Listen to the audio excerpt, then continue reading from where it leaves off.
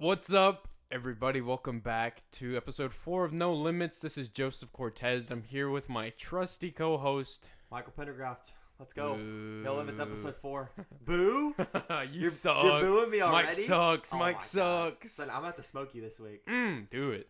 I can't wait. Everybody's going to comment down below, man, Michael destroyed Oh, Joe this yeah. week. Let's do something new this week. Whoever did a better job. I love the comment interactions. But okay, we could do that. Like, whoever did a better job on the mic, whoever you enjoyed listening to more, I bet I Well, I don't want you to quit when they vote for me every week. Oh. You know? Yeah. Call into That's work. good. Be like, That's oh, good. man, I'm That's kind a of good sick one. this week. I can't do it. Yeah, I might just have to do my own show. All right, so I know you were... This is like a weekly tradition with us. Yeah, it's gotten You've pretty... been teasing me with this story that you have to tell me. Go ahead and tell the listeners and me what's going on with this, what you got going on. All right, so 2 days ago, I was in my truck and I was driving to the gym. Okay. I had just got off the phone with Chris, Chris Bird. Yeah. And, we talked a lot about mindfulness and wellness. We talked a lot about food and breathing. Okay. Anyways, he told me to try this when I got to the gym.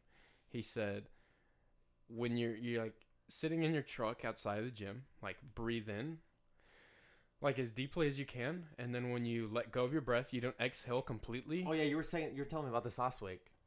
Yes, like the Wim Hof kind of thing, right? Yeah. So he was telling me to do that like 30 times, inhale deeply all the way in, and then exhale about 25 to 50%, and you do that 30 times. And then on the last exhale, you hold your breath as long as you can. Yeah. It's weird. This is weird. No, let me get there.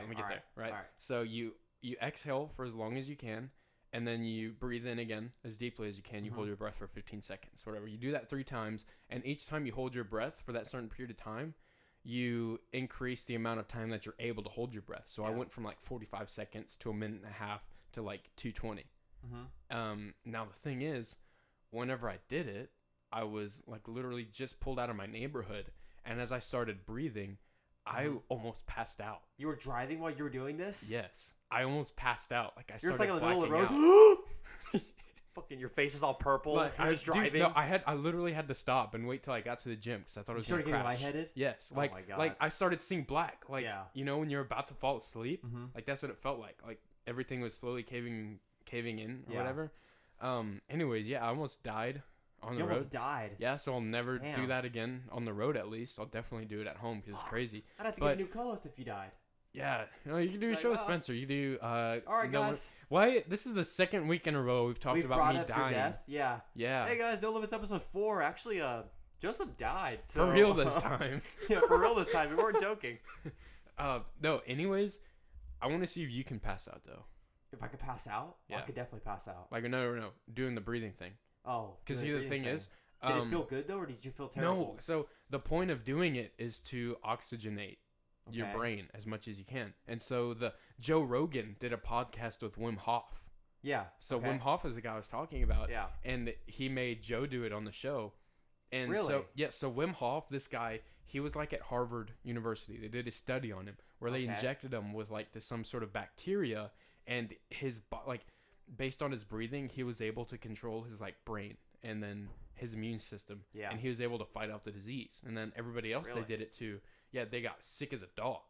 And then he let 12 doing the same thing he did? Yes. So he taught 12 other people how to do what he does, and none of them were affected by the bacteria. Okay. Everybody else who was exposed to it without the training all got sick.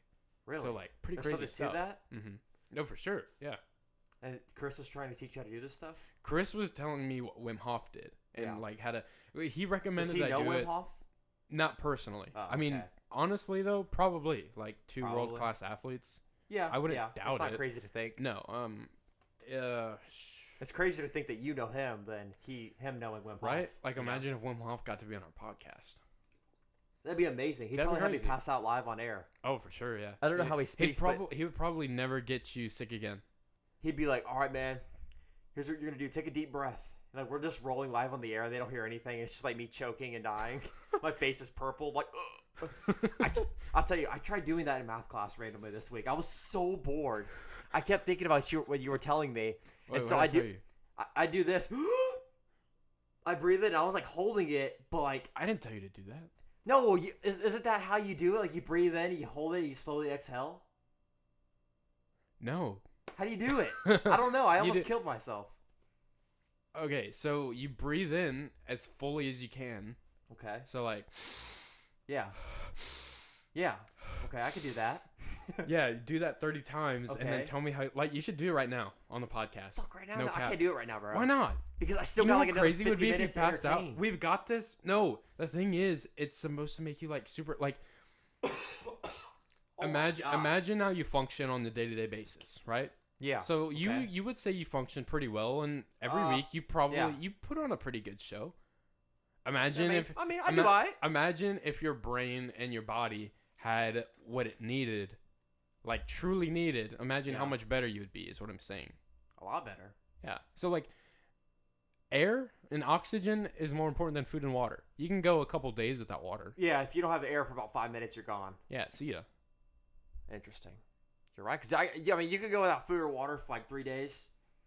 You'd be in bad shape, but I mean, you could live. Yeah, you can go without food for what is it, like week, 7 days? Shit. No, I've heard people gone without food for like a month. Dang. I mean, they look like meth heads by then, and they have no teeth. But I mean, you could do it. But we ought to do that in the Strife House. We don't eat for a month, then this happens. Oh yeah, a challenge, Yes. 30 days of no eating, then this happens. Super clickbait. And it's just like somebody like bent over a bathtub dying. Vomiting their guts Yeah. out. They don't have Oh food. my god, the things people do that's for rough. views. Yikes. Yeah, so I know you wanted to talk about that a lot. The Strive House, the creative house. So, we talked about it. Our next studio.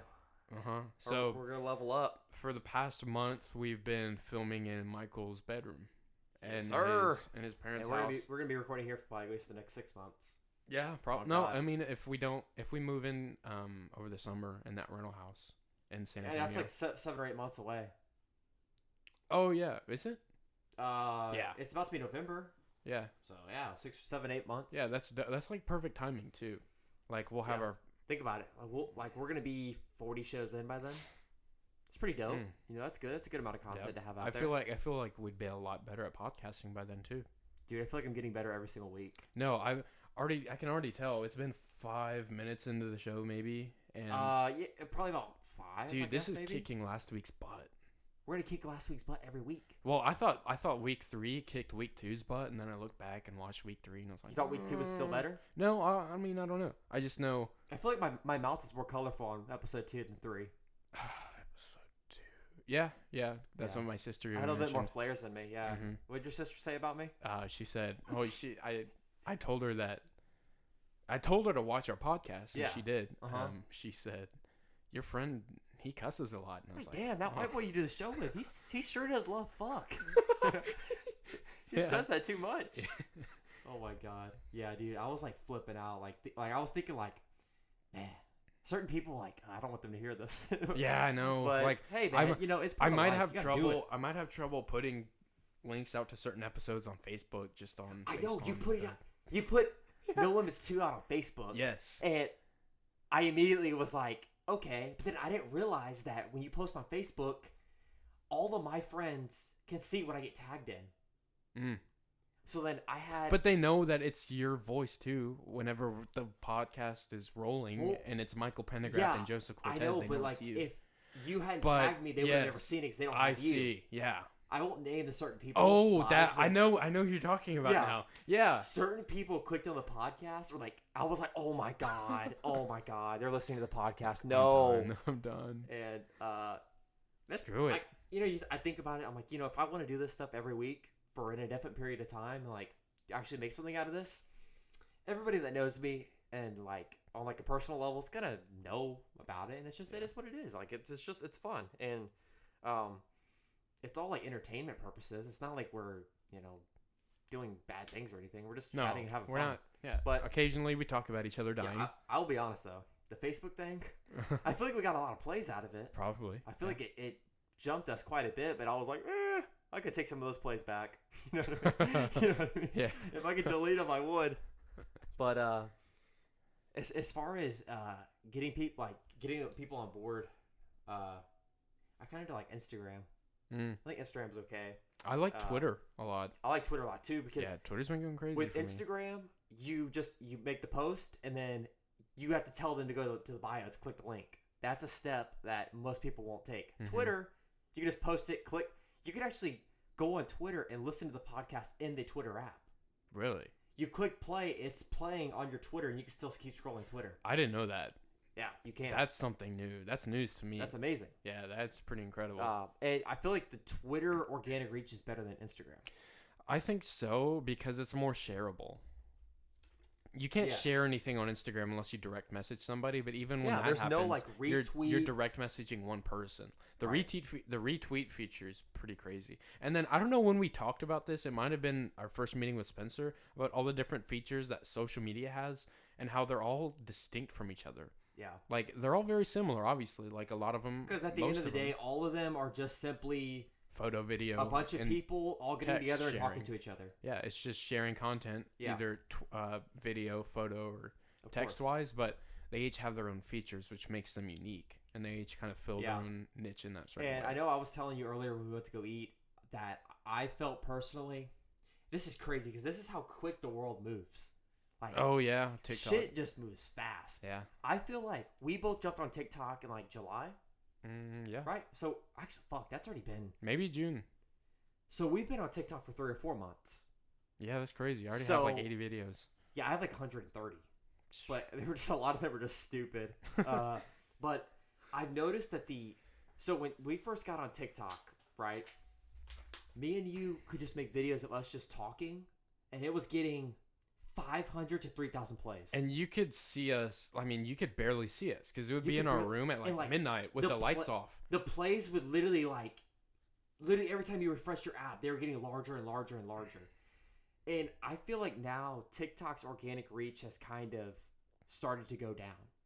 Like if you're not producing the well edited, clickbaity stuff, you're not really gonna get out there as much. Which makes me wonder when they're gonna start using like TikTok ads for like self promotion. Yeah. But also because promoting products, services. The thing with TikTok right now, it hasn't made that pivot that Instagram did. Right now, if you have 3 million followers on TikTok, you're making the same amount of money as we are. Mm-hmm. Right? TikTok isn't paying their creators. And, we make probably more money than a lot of people on TikTok. We do? Yeah. Oh yeah, because we do other things than just social media. If you're talking about creating content wise, we don't get paid.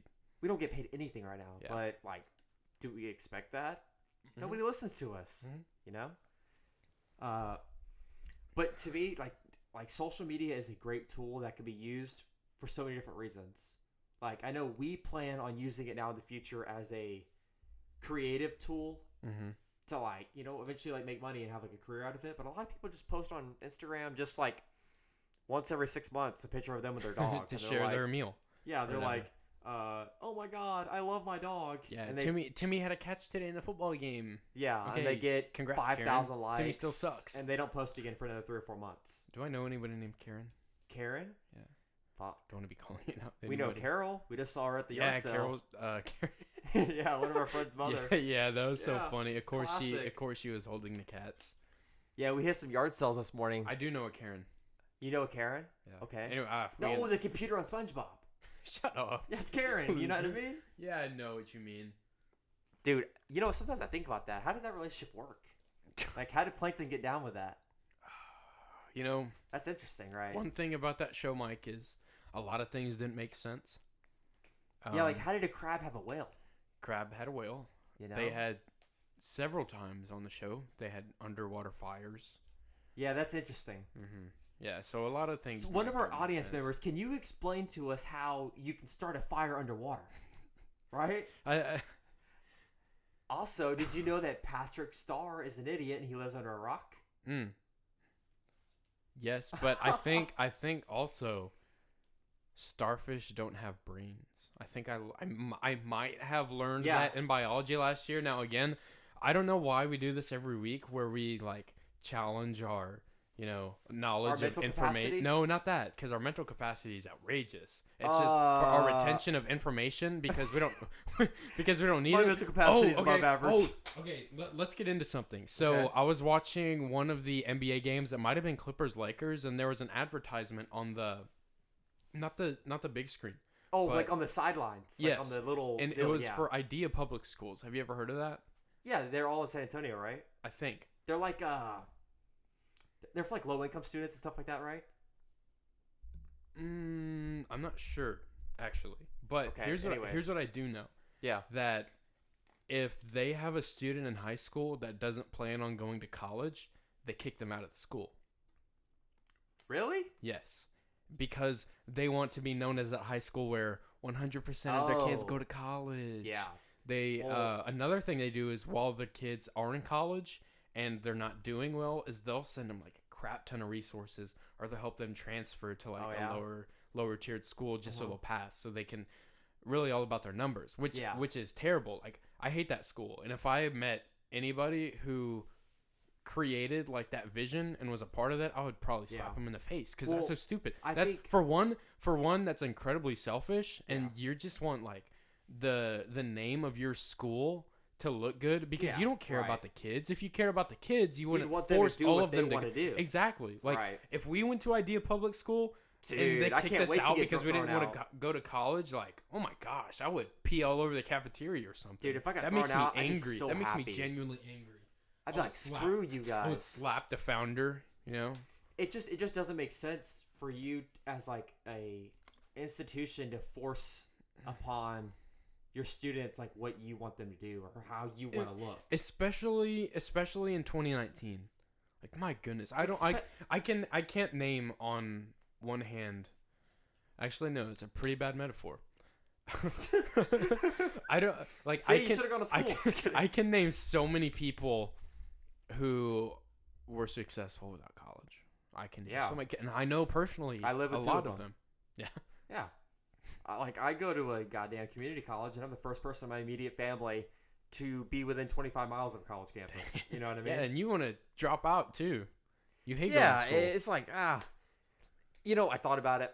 We'll get into this. You know, it's just a fact. I was telling my mom about it. You know, the only part about college that I don't hate is the fact that it makes me do things that I don't want to do, that I just hate the thought of. But then once I go and I achieve it, I feel a lot better.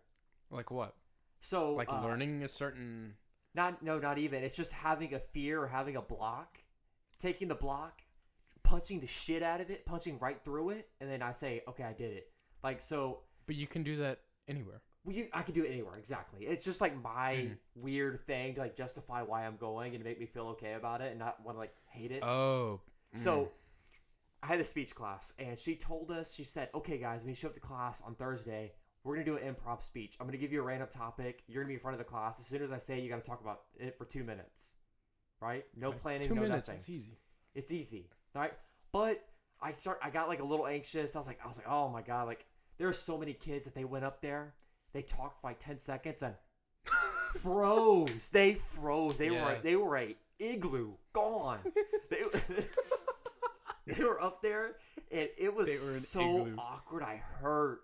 Like, dude, it was literally like they would be like, she would say, tell us a story about a time that you didn't trust somebody. And they'd be like, okay, well, this time I met this person and and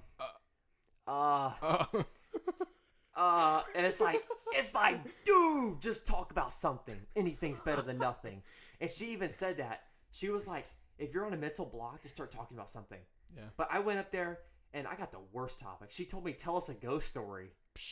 And I immediately, my brain flicked to a story I had about my cousin, and I murdered it. Over 2 minutes, she gave me a perfect 100. Nice. Sat down, chill.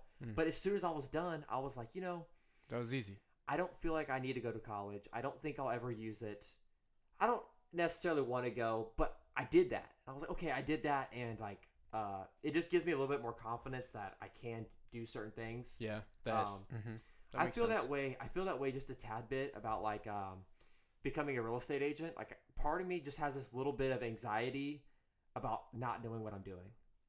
You know what I mean? Mm-hmm. And I know I got to tackle that head on and just do it, because like at the end of the day, there's nothing wrong with looking like a clown.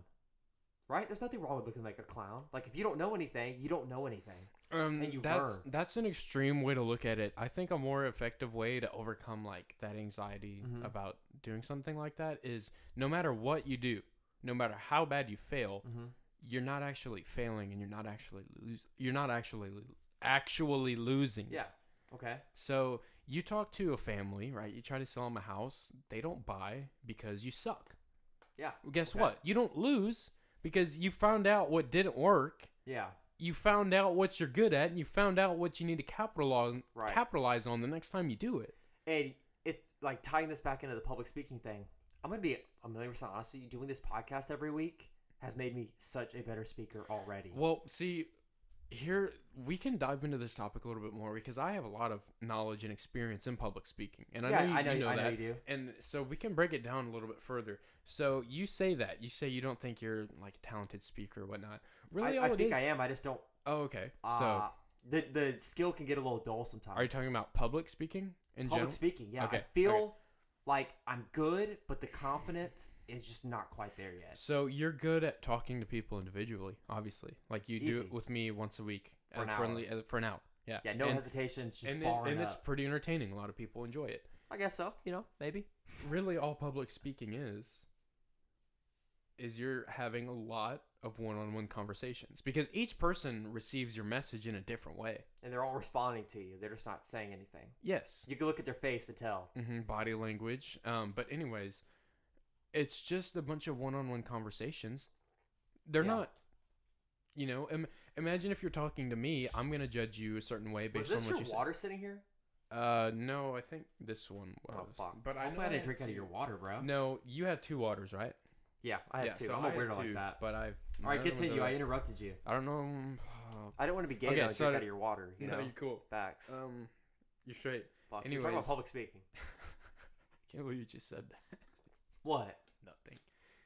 Oh, bro, this podcast is pro LGBT, wow. dude. Big facts. Wait, what'd you say? Pro? Pro. Oh, big time. Big time. Oh my gosh, I dude. love everybody. I love people. I love Jeez. everybody, dude. I have no reason to dislike anybody. Continue. Well, you thought I said anti? Yes. God, I was like, what? Son. Okay, well, I'm glad we're on the same page there. Oh my god. You sell something else? No, let me finish my story.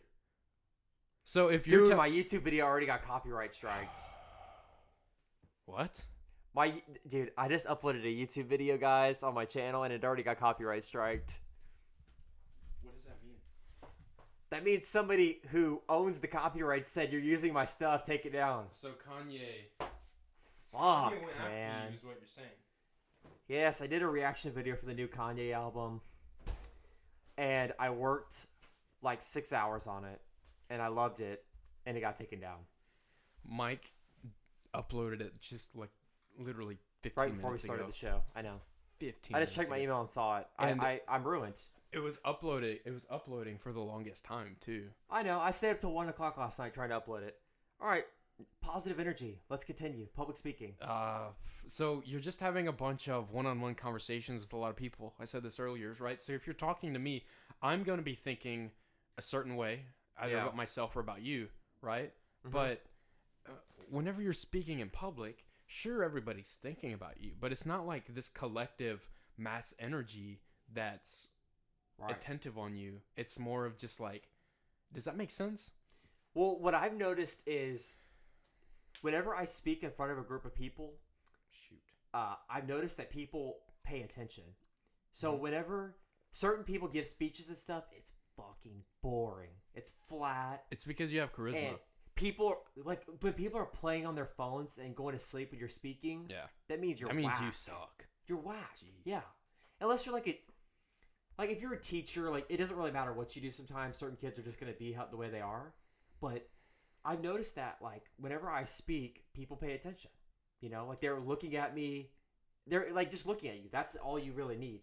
And I've also noticed that when I'm listening to people, I don't judge anybody. When I'm watching them, I always look for the positives. I always think, well, they did a pretty good job. Good job. Like I know it's tough to get up there, and you did a good job. So I think, well, they probably aren't judging me as hard as I think they are.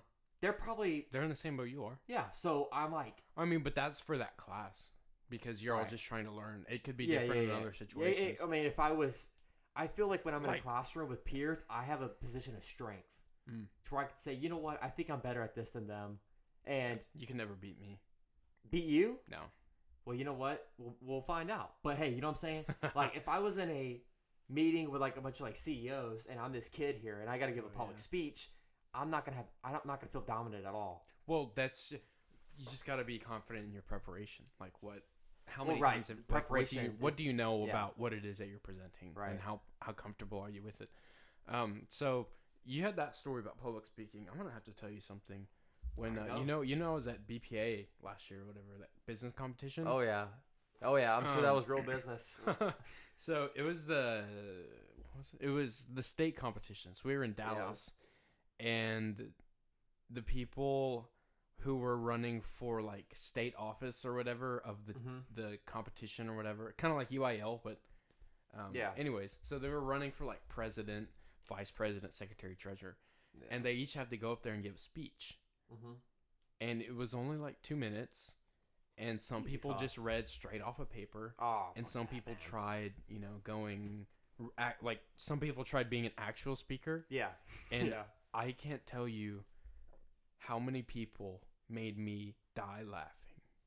You thought they were funny or they were so bad? Because they were so bad. And I felt terrible afterwards, but at that moment, I literally could do nothing to stop laughing. Yeah. Dude, bro, could you imagine like speaking and somebody's laughing because you're so bad? Like, think about that. Because like you're not telling jokes, so you know they're not laughing with you. Yeah, you're like, no. So the thing is, were you like trying to hide it, or were you just like, no? I wasn't laughing out loud because there were a lot of people. Dude, there were a lot of people there. It was like one of the big ballrooms in some hotel. Yeah. Anyways, this one girl who goes up and speaks. She was an officer, like, already, right? So she was trying out to be an officer again the following year. And she started talking for about 20 seconds. Everything was going well. And then she stopped. Broke loose. She froze like an igloo. Yeah, just like an igloo. And she was staring at the entire crowd for at least 5 minutes. Oh, she didn't say a word. God, it's brutal. Oh my god! I hate it. That one made me laugh the most. Just say anything. Anything's better than nothing, right? Yes. I mean, as long as you're not saying some wild stuff, be like, oh, fuck me. It's like, that would be better actually than just standing there. Like, if somebody standing there and freezing is the worst thing you can. That's literally the definition of a choke. It's your choking. Like Eminem in 8 Mile when he didn't say a word. Yes. R.I.P. Bunny Rabbit. Dude, if you freeze and you're public speaking, I almost feel like it's better to do the 8 Mile. Just own it. Don't be embarrassed. Yes. Say, oh my god, I'm so frozen. Yes. I don't even know what to say. I'm like really nervous or something. Boom. All the tension out the door. Because then the audience understands that and they'll give you a time to collect. But if you stand there and just... Yeah. And then, of course, it's easier said than done. Like, it's tough to be an effective public speaker, but the way that you overcome like the anxiety and wondering if people hate your speech or whatever is to just stop caring whenever people like it. Okay. So if you're don't take the positive reinforcement. Yeah. So if you're gonna become broken over somebody else's opinions of your speech, it's because you live way too much off of the like good feedback, off of good feedback from others. That goes with anything. If we had somebody, which we actually haven't had this person, I'm thankful. I don't want these people, but I haven't heard anybody say they hated our podcast or disliked it. No, but we might get a couple just from hearing that. I don't think people who know us will say it because like they're nice. No. I think people who know us will say it. Like to be funny though. Like I can totally imagine Rain hearing us right now, garbage. Hearing us say, we've never had anybody say something negative. He's gonna definitely do it. If somebody meant it though, like this podcast is whack, or these guys are idiots. Yeah, I mean, like, so how would you receive that? Okay, I'll give you the honest way I'd receive it, and the way that I would work every single day towards receiving it. The honest way to receive it is it would hurt my feelings. And it wouldn't hurt my feelings. I just would feel bad. I'd be like, man, screw that. Like, that guy's a hater. But the way I want to perceive it is, thank you. Okay, I'm just glad you listened. But I also want to be the same way with the positive. Instead of being like, oh, man, that guy really liked our show or something. Just being like, oh, dude, that's awesome. I appreciate it. Thanks for listening. Yeah, that's awesome. Thanks for listening. Let's do the next one, Because whether or not somebody liked the show, the content, the video, the song, they at least consumed it, and that's all you can ask for. You know? Yeah. Would you rather somebody listen to this podcast that hate it than not listen to it at all? Yeah. Unless they hated it so much that they wish they had that time back. that means that means we're at least doing something positive with marketing. You know, Yeah. getting people to listen to it. Now the way I would receive it, and this is just the way I am naturally. I'm usually not affected by negative things, anyways. Like, really, if it's naturally in you. Yeah. So I mean, another thing about it is I've done a lot, you know, throughout my years or whatever. So yeah, I've become well versed in quite a lot of things, but with that comes confidence. And then the other side of confidence, like we talked about earlier, is if you look at everything like a learning experience, then you can't lose. Yeah. So whenever I'll get the best example is whenever I started playing linebacker in football, and I'm a 5'8" kid, and I weighed 190 pounds. You were small. And I was playing kids who were 6'3". The first game I played as a linebacker was against Wimberley, and both of their tackles were 6'7". Yeah, they got some big boys. Yeah. 6'7". They were a foot taller That's than an me. NFL player. And 100 pounds heavier than me at least. Yeah. And so, but I wasn't scared to play against them. In fact, if you look at the film or whatever, yeah, you're hitting them after every play, you know, I was stoked. So I was out there making plays, and I was excited, and I enjoyed the competition. But the way that I went into the game was, all right, I'm a foot shorter and 100 pounds lighter than everybody on the entire offensive line. I'm going to get so good after this game. Or that's the way I looked at it. You got to say, I got to play a foot harder. Not even that. Like, you can say that, but for me, it was, wow, after this game, I'm going to be a much better football player. And you know what? The next week, we played against Liberty Hill. And you were better? And, well, we were trash our junior year. Yeah. And Liberty Hill made it to state, every year. And they beat us, too, 51-14 or something. And then, of course, I was like, dang, we just got drummed 2 weeks in a row. Yeah. Wow, we're getting a lot better, you know? Even though we were losing by 40 points. But eventually, y'all did get better. And eventually, we went toe-to-toe with Liberty Hill the very next year. Yeah, now, unfortunately, things didn't pan out the way that they should have, you know? You can't beat a team who holds you by the legs on every running play. That kind of goes into the concept of, this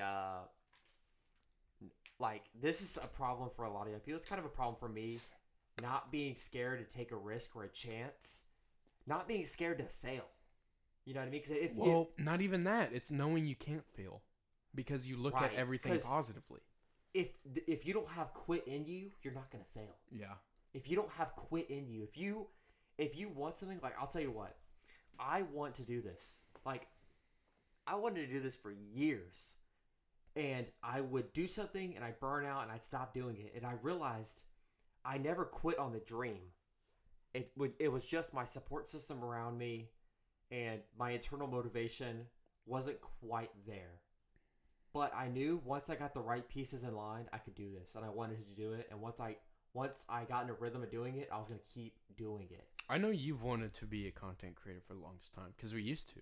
You know, you realize right now on this show right now, we're 5'7" Joseph, okay? And the algorithms and the advertisers and the big podcasters are the 6'7" tackle, okay? Yeah. And we're getting beat like a drum right now, okay? Nobody's listening. Well, actually, people are listening. I thought a lot of people listened. Yeah. I was like, I can't believe that these monsters are killing us. Joe Rogan, dude, he put out a video and in 3 days got 7 million views. We're lucky to get 70 in one day. Dude, I've never even had 70. I've never even had 7,000 people think about me. You know, it's like there are levels to this stuff. You know what I mean? If those podcasts are the NFL, we're in high school right now, and we're getting beat like a drum. Yeah. But it's just about knowing. I did another show. I put another hour in. I spoke about ideas for another hour. We got a little bit better. We got a little bit better. We got a little bit better. Then eventually, we could say we're pretty good at this. So you've heard of the 10,000 hours law of mastery, yes, right? I have. I have the Outliers book. I read that chapter. It's the concept that go ahead. It takes 10,000 hours to master a skill, and they break 10,000 hours down, which we can't do this on podcasting technically. It's basically doing 9 to 5, basically 40 hours a week, every week for 5 years is how you get 10,000 hours. So it's the thought that... So 8 hours a day for 5 years. 5 days a week, 8 hours, 40 hours a week, 5 days a week, 8 hours, yeah. right? It's the concept that any person who's had a job for 5 years in a row, same job, chances are they know that job like the back of their hand. They can show up to work blindfolded and still do their job. And it goes into like skilled people, basketball players, rappers, painters, plumbers, electricians, mechanics. Once they've done the craft for 10,000 hours, like I'm sure my dad has built transmissions for 10,000 hours. You know, you hand him the unit, he knows it. It's a process. Boom, breaking it down. He doesn't even have to think about it. Nope, you don't think about it. And that's the amount of time. It's a theory. It's a good theory in my opinion to master a craft. And you think about it, and NBA players like Kobe Bryant, Michael Jordan, LeBron James. Like I remember, not LeBron James. Kobe and MJ are the true epitome of masters. We would practice basketball like maybe an hour a day, 5 days a week. You know, we practice for an hour. And I felt like, oh my God, we're practicing so much. But when you think about it, it's 5 hours a week. It would take us 2,000 weeks to hit our 10,000 hours. We would never be pros. And you think about it, wow, to become a pro basketball player, I would have to dedicate my life for 5 years of doing this. Yeah, to master the skill. A lot of them do it several years. If you think about it, a lot of them are good at basketball. A guy like LeBron James or Kobe Bryant have actually probably gotten pretty close to playing 10,000 hours of actual NBA games. Think so? Sort of, kind of. They played about 1,000 games, so that's probably about 4,000 hours worth of game time. Another 4,000 hours of practice, easy. Scrimmages. Like they're deep in their time. Off season, summer ball. Yeah. Team USA. And, we're college, young. high school. We're young. And, we haven't even gotten close to doing anything for 10,000 hours. I mean, we went to school for 10,000 hours. We sucked at school. You know, and I sucked at school, you know. But we knew how to do school. Yeah, we knew how to play the game. We knew how to show up. We knew how to... We knew how to get a 100 in calculus. You study the material. Yeah. Who wants to get a 100 in calculus? Are you kidding me? Jeez. I loved my 68s and my 71s. I loved getting a C in every single one of my classes my senior year. And I loved failing calculus. It is what it is. You know? I failed the class. But that's the 10,000 hour rule. The 10,000 hour rule is it's almost like you don't look at it from like a monetary value. You look at it as 10,000 hours worth of time to develop a skill. Another thing is I used to study a lot about Kobe Bryant because he's one of my favorite NBA players of all time. He actually probably is. It's not just 10,000 hours of practicing, but 10,000 hours of focused practice. Yeah. It's not just 10,000 hours of dribbling the ball in your bedroom. Yeah. No. And then it's not even 10,000 hours of doing drills and shooting and dunking. It's, why are you doing this? What are you getting better at? Being present in the moment in all 10,000 of those hours. And that's how you become a master. And so when I say I'm big into wellness and mindfulness, that's part of the reason why. Because, I want to be the best. And in order to be that, in order to transcend to another level, you've got to let your brain be as productive as it can. Your brain has to be the best brain. You got to be healthy. Exactly. Yeah. And so that's what I'm learning to do. Yeah, I'm kind of glad you brought up that concept because I had read that book before. I don't know if you've read it. I don't think it's called so. The Outliers by Malcolm Gladwell. I don't think I've read it, but I'm definitely very familiar with the 10,000 hour concept. I forget the examples that it gives, 2 or 3 examples of people who did the 10,000 hour rule in the book. I don't remember who the people were or what their examples were, but it's just anybody who does anything for 10,000 hours has basically hit the point of mastery. Oh, so let's talk about progress. So here's another very interesting concept. So a lot of people imagine progress to be in a straight line, like a straight horizontal line. If that makes sense, right? Yeah. When in reality, you're supposed to look at progress as cups. So I don't know. Obviously, I told you I did a lot of studying about Kobe Bryant, about basketball training, that kind of thing. Yeah. the way it works is, imagine you first start off playing basketball. Mm-hmm. That means your skill in basketball is like a small, Minimal. 4-ounce Yeah. cup. Okay. So every time you practice and every time you're training, whatever, lifting weights, running, conditioning, you fill the cup with drops. And so your cup is a 4-ounce cup. Before you know it, it's all filled. Yeah. And then your skill becomes the next cup. Yeah. And the next cup is bigger.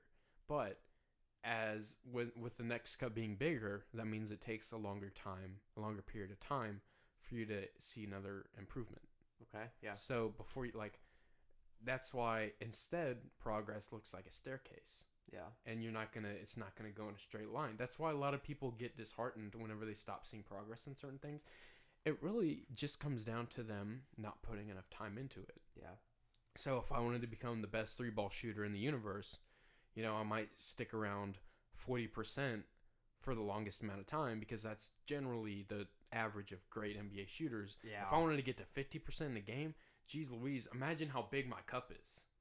And when you're a 3-point shooter, the difference between being a 40% shooter and a 41 or 42% is big. 40 to 45 is that's huge. Because because the way that like people who are great at things, how it works is you have the terrible, the average, the good, the great, and then once you get up to the great, the line between a great, an extremely great, and an all-time legend gets smaller. Oh, as long as they're tiny. But the level that it takes for you to get there, it gets longer. It's outrageous. Right. That's why. So the cups, you That's can why, be average and yeah. you can be good, and it takes a smaller difference. Right, because you could go from being bad to average pretty quick. Yeah, you can do that easy. Easy, just practice a little bit. But if you want to go from being known as a if you want to go from being an Ben NBA Simmons player to Michael Jordan, if you want to go from being an NBA player who shoots 3 pretty well, he's a good 3-point shooter, to being Steph Curry, if you shoot 40% from 3, you're not even close to Steph Curry's level. He's shooting 44, 45%. And when you look at that over the scale of a season, that's a huge difference. that's a lot of threes. That's a lot more threes. It's just because you're not on that level. And you may have gotten to that 40% mark quick, but to get from 40 to where Steph is, it's going to take probably just as long.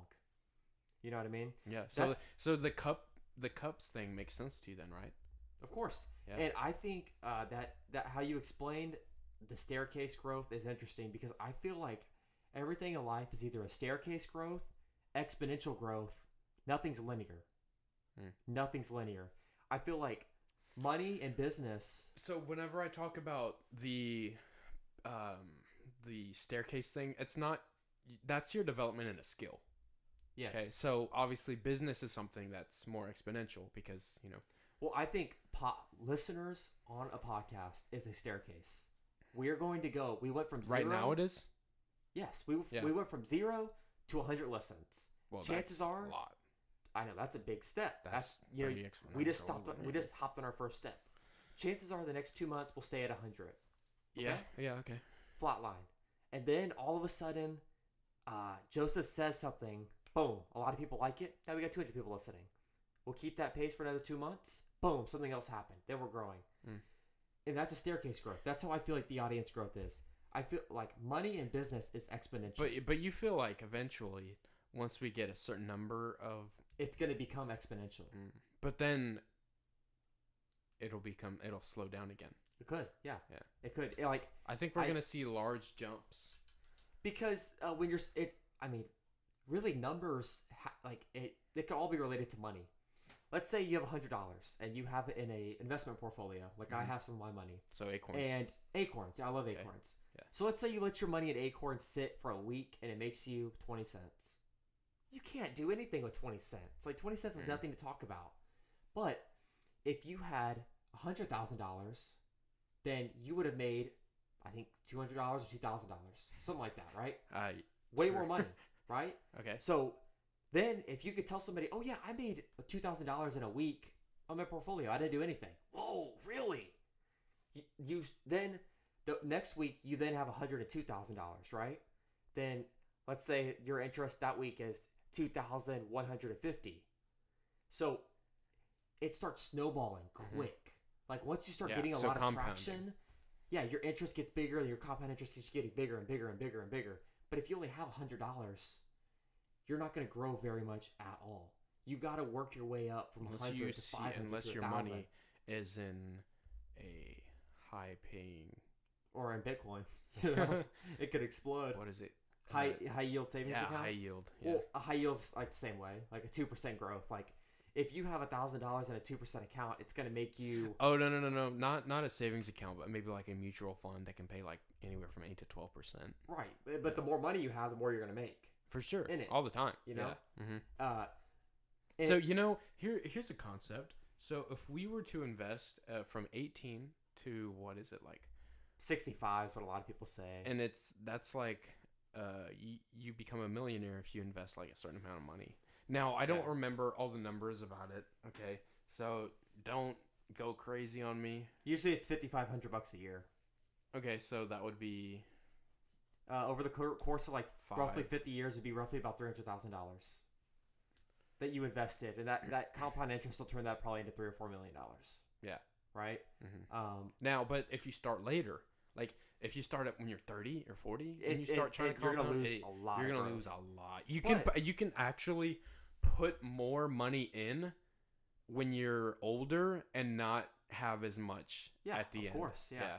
That's just the way compound growth works, and that doesn't mean that if you're 30 or 40 you shouldn't start trying. You should, because there's nothing you can do about it. Just do it, try. But that's how I feel about this. Like, we're starting at 18. We're starting to invest in content and creation and ideas now. And we plan on doing this till we're dead. I plan on doing this until it evolves into something else, and then I just keep doing it. Yeah. So right now, money is one thing. Like, money is cool or whatever, but people's attention and like listening and a base is like real monetary value to me. Right now, we only have that $100 in our investment account. Mm-hmm. We don't have much. We literally only have. So that growth is a lot harder. But if you give us a decade, shoot, we're gonna have a lot. We're gonna start compound growth a little bit. You know what I mean? Mm-hmm. Because not only are we gonna start working in our exponential growth, we're also gonna be working in our 10,000 hour rule. Yes, yeah, we're gonna be very good. I thought about it. I thought about this while you were talking about Kobe. Mm-hmm. We talk about Joe Rogan a lot and how great of a podcaster he is. He's done almost 1,400 podcasts. Yeah. And his shows are about 2 to 3 hours each. Mm-hmm. He's done roughly 4,000 to 5,000 hours of live podcast time on a microphone being recorded. He's going to hit his level of mastery in probably another 5 years. That's insane. But he's putting out shows all the time. Yeah, he's doing them almost every day now, so he might hit it quicker than that. He's a monster. Here's another thing: when he first started, he was so bad. He was trash. He was garbage. No, he was worse. His first podcast was worse than our first podcast. Easy. Yeah, it wasn't good. No.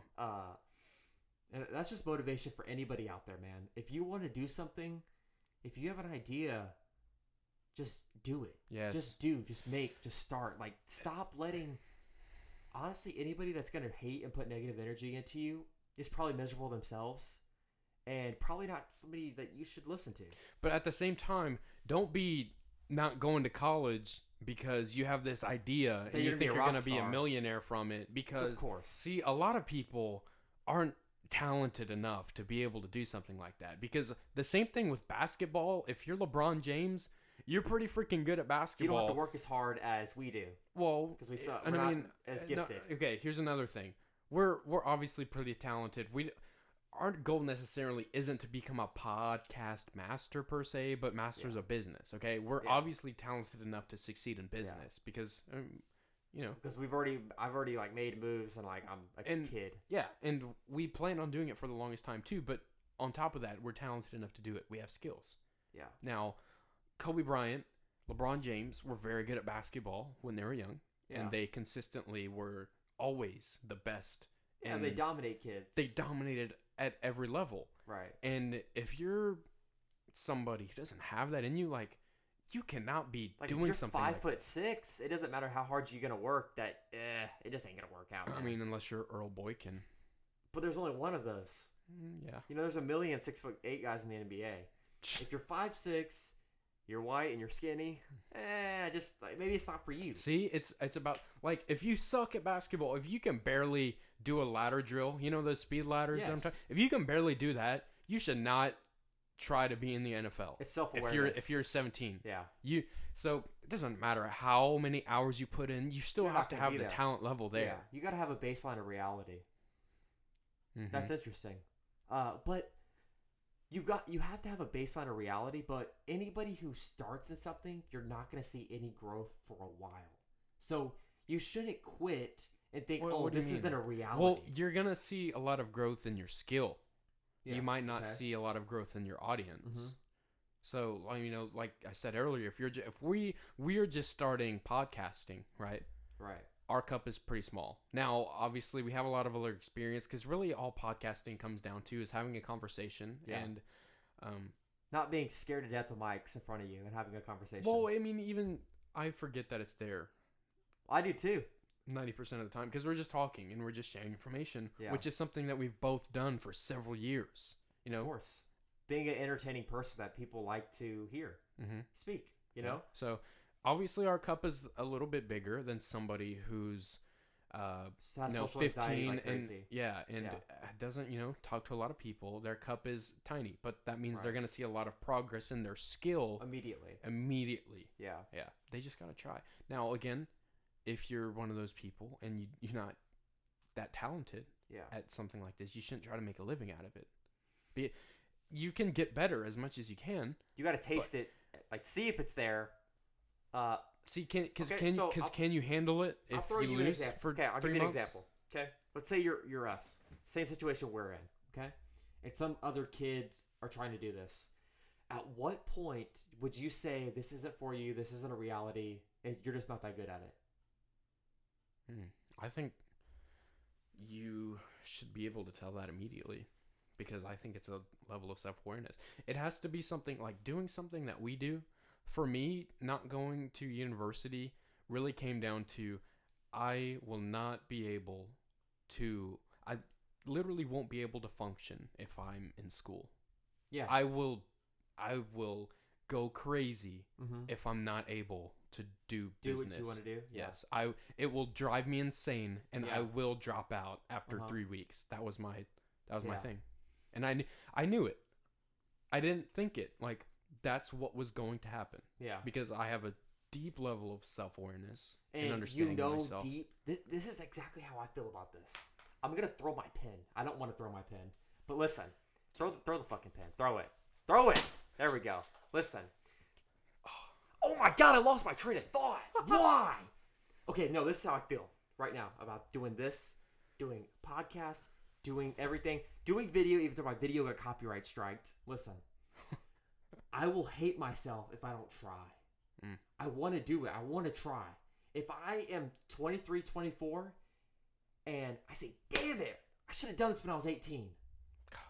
I should have done this. I don't ever want to say that. I should have. I wish I did. I regret this. Right now, like you said, we're in my bedroom. Mm-hmm. My bills are minimal.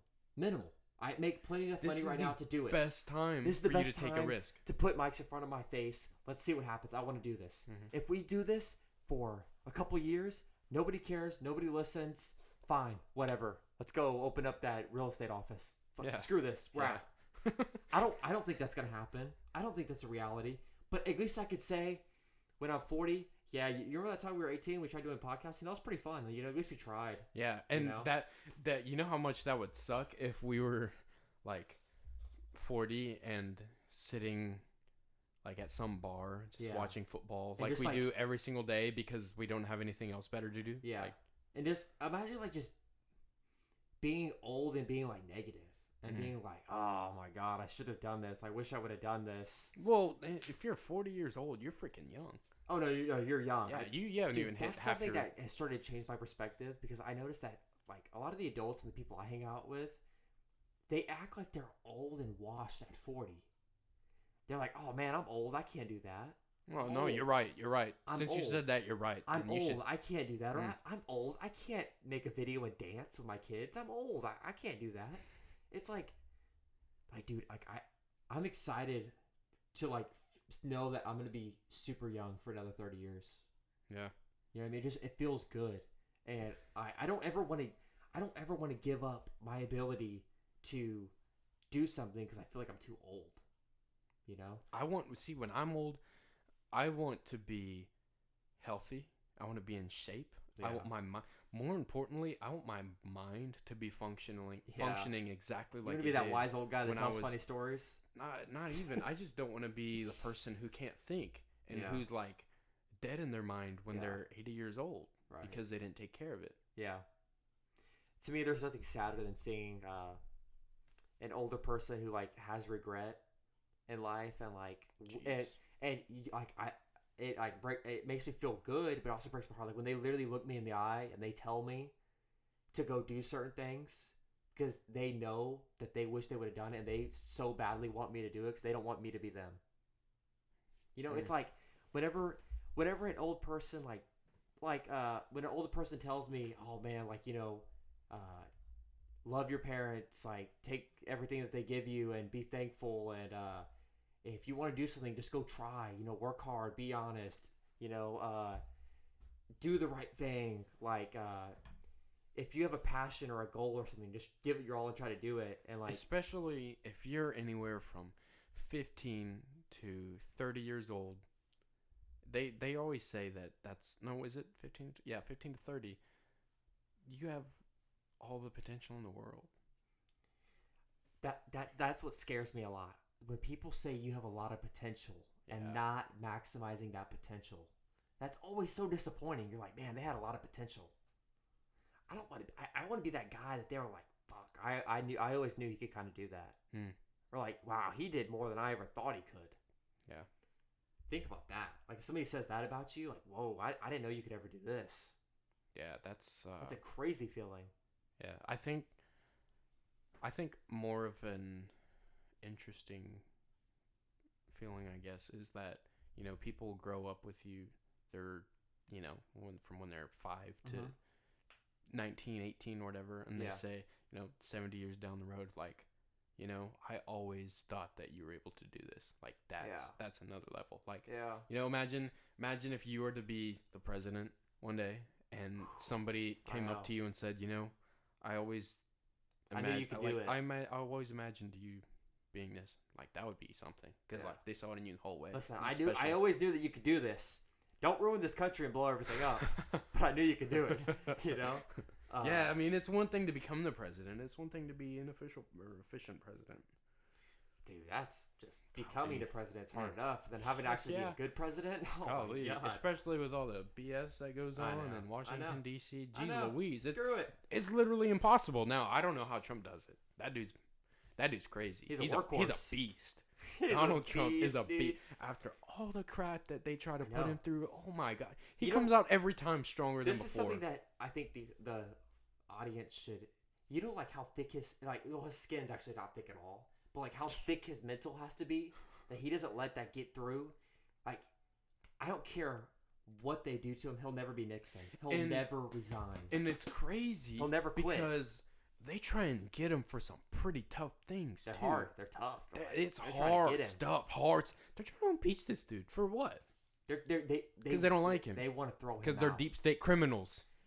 And, like, it just goes into the mindset like a lot of people should have. Even if you hate him, you shouldn't quit. Like if you believe in something and you think it's right, it's what you want to do, and you're firm in it, be firm, fight back, have some resistance, don't quit. You know what I mean? Also, side note, Donald Trump's mental capabilities like that probably came from all of his years just crushing in business. Yeah. And I think that's probably he's been dealing with these people. That mind may have been why he was able to crush in business. Yeah, but he's been dealing with people like that his entire business career. Yeah, he's not one of those dudes who opened a shop in a small town. He started in Manhattan, New York City, on real estate. That's big league stuff. Big when he was like 19. I know. This dude was hustling since he was a teenager, and the people he came across, golly, I can't even imagine. You can't quit. Like, I hate that. Like, I hate it. I hate the idea of doing that. It's like, dude, if you're a kid right now and you're listening to this, if you're our age or you're even younger than us, like, dude, I know it was so young, But I even have like a little bit of regrets. I'm like, dude, I should have done more shit in high school. Not like in high school. I'm talking about creating content outside of school while I was in that age. Yeah. I was like, dude, if I would have just stuck with podcasting or making videos when I was like 14, I was like, that would be awesome. I'd have something. But I can't look back. No regrets. I'm not looking back at that. I was a little baby. Let's do it. Right now we're starting. We're doing this, okay? Yeah. I fucking somebody telling me, oh, or you had so much potential. What happened? I just want to like grab something and just like break it. If somebody told me that, it's just not how I work. That's just tough stuff right there for sure to think about. I just want to be great. Yeah, you will for sure. It's like, dude, like the idea of just being Steve and going home every day. Sorry, Steve. And you're listening right now. Just like knowing it's like Wednesday, it's like, fuck, I gotta go to work tomorrow. 2 more days, and then 2 more days. Oh my God, my boss wants me in on Saturday. Oh, then maybe I'll be able to drink beer and watch football. Maybe. No, you know what, dude? I want to be like, I want to enjoy something so much that I want to go to work every day. Dude, dude, when I see like people who are like, I love Monday. Sneeze bad. You have to sneeze bad? Go ahead. Keep talking. I kind of got a piss kind of. All right. Woo. All right, now that that's over with. Dude, like, yeah, like those cats that are like, fuck the weekend. I'm like, I can't wait for Monday. Yeah, those are epic people. Like, those people are like, they figured it out. Having fun. Mm-hmm.